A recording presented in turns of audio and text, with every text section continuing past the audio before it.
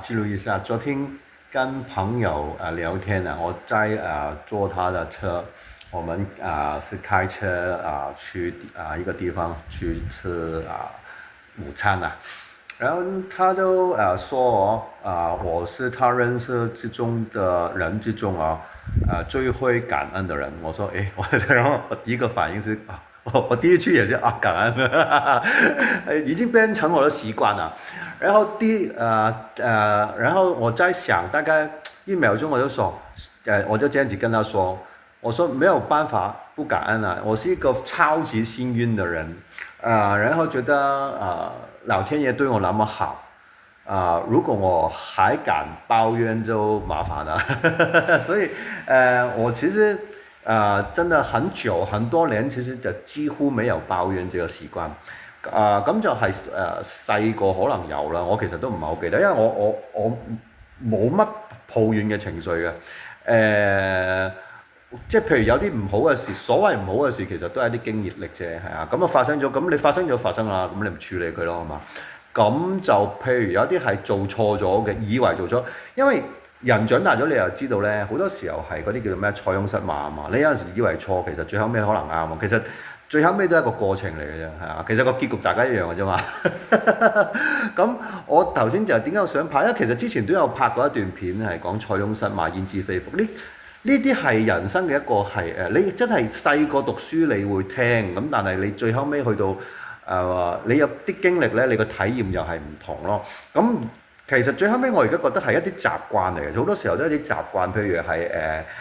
喜悅，其實亦都係一種習慣。好似我太太咁，佢係習慣咗好開心嘅，係佢係一個好容易開心嘅人。咁我其實喺佢身上學好多嘢，咁就我係冇咁容易開心嘅我係我嘅情緒係比較點講呢？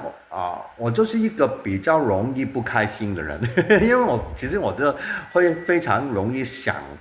很多的事，我個腦裏邊咧係跑好多念頭出嚟嘅。咁係我係最近先至開始慢慢去同我個腦袋做朋友咯，就係觀察他的念頭，他會跑很多念頭，然後我就不給反應，不容易從前小時候沒有這個概念腦袋裡面跑一個念頭出來，我就跟着去做，其實就是他的努力咁今日都同另一個好好嘅朋友傾拉聊天嘅時候，我就講開呢個話題啦。咁跟住然之後話其實細個都做過好多錯事，咁亦都傷害過好多人。咁其實都好即係即係點講好懺悔即係係對佢哋唔住啦。咁跟住我朋友講話聖人都有錯啦咁樣，跟住我第一個反應就這樣子想會比較開心，抱歉對不起咁就係細個嘅時候係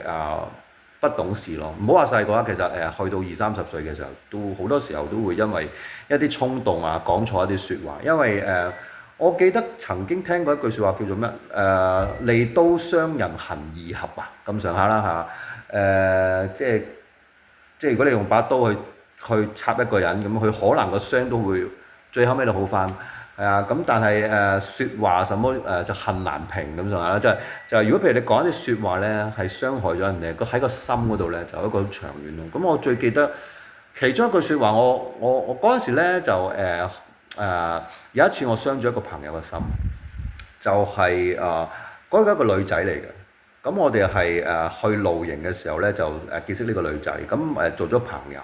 咁有一次我翻學嗰陣時仲係讀緊書，我翻學咁佢就同我打招呼，咁跟住然之後咧，我又唔知點解喎，咁嗰陣時我就講笑咁講啦，我話邊個嚟㗎？我唔識你咁樣。我到而家我都好後悔咯，我好對唔住佢咯，即係人哋同你打招呼，你點可以講個咁嘅説話咁？我都唔知點解嗰陣時咁，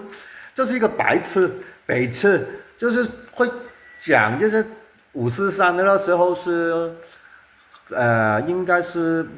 高中吧。其實高中已經快要成年的人啦，然後人家一個小女生這樣子跟你打招呼，你這樣子真是，我覺得這個真的很不要臉的人。然後這個只是其中一個很多因為我小時候就是我亂說話，我非常容易呢啲可能應該都係做口業啦。咁我做好多口業嘅，咁就傷害過好多人嘅。對不起，對不起。所以我就話，為什麼我現在會那麼感恩？就是說我做了那麼多不好的事，然後老天爺好像也對我蠻好，就我謝謝咯。然後就我因為都會怕有報應的嘛，真的嗎？你這樣子，其實這個已經，因為這樣子已經我可以說出來的，就已經是這樣子咯。我不敢說出來的，我做了很多很嚴重的事情啊，我是一個很壞的人，小雞雞很壞的。從前就是係傷害我身體傷害都有㗎，我試過咧懷念都係啦，講埋。那個時候有個同學，那個時候我是初中中一啦，剛在那個時候12歲吧，13歲吧。那個男生，那個臭男生屁孩，我們都是屁孩啦，他就偷我的，不是偷，他騎我的腳踏車。咁啊攞嚟玩，咁我叫佢還翻俾我，佢就唔肯還。咁咧跟住我點咧？我好勁啊！我就捉住佢，佢喺架車嗰度啊嘛，我就捉住佢，因為我跑得好快，我就捉住佢架車，我係咁跑到好快，一推到去炒車咯。對不起，我仲記得佢個花名叫辣椒咯，唔好意思，辣椒同學，我做錯咗，係啊，佢傷晒，跟住佢係鬧我，我仲好臭嘅，我邊叫你玩我架車啊！唉，真係呢啲如果係報應翻嚟我身上都唔知點。咁啊呢啲都係冰山一角啦，係啊，要懺悔即係懺一生都懺唔完啦。咁即係一定會做錯啲事，因為我哋要講呢樣。其實講感恩咯，就是說做了那麼多不好的事情，然後就現在其實我過得也 OK， 我就其實覺得蠻懺悔啊，也很慚愧啊，好愧疚啊，係啊，咁就希望以後會再做翻啲好事咯。但係其實我知道，即係你唔可以因為做好事去抵償你做錯過嘢㗎。冇㗎，呢個世界冇將功抵過，我唔認同將功抵過㗎，錯就係錯，錯就要承認咯，同埋係真係抱歉，還是抱歉咯，對不起。咁就話而家係分享啦，今天開心，對不起，差一點想哭，因為我好愧疚。咁就係最近有朋友邀我去做小義工，去做教烏庫里里小助教啊，其實就係照顧小朋友啦，係啊，咁我邊有資格教啊？負責教嗰個就梗係叻嗰個啦，我就負責去學下嘢，同埋同啲小朋友玩，開心，拜拜。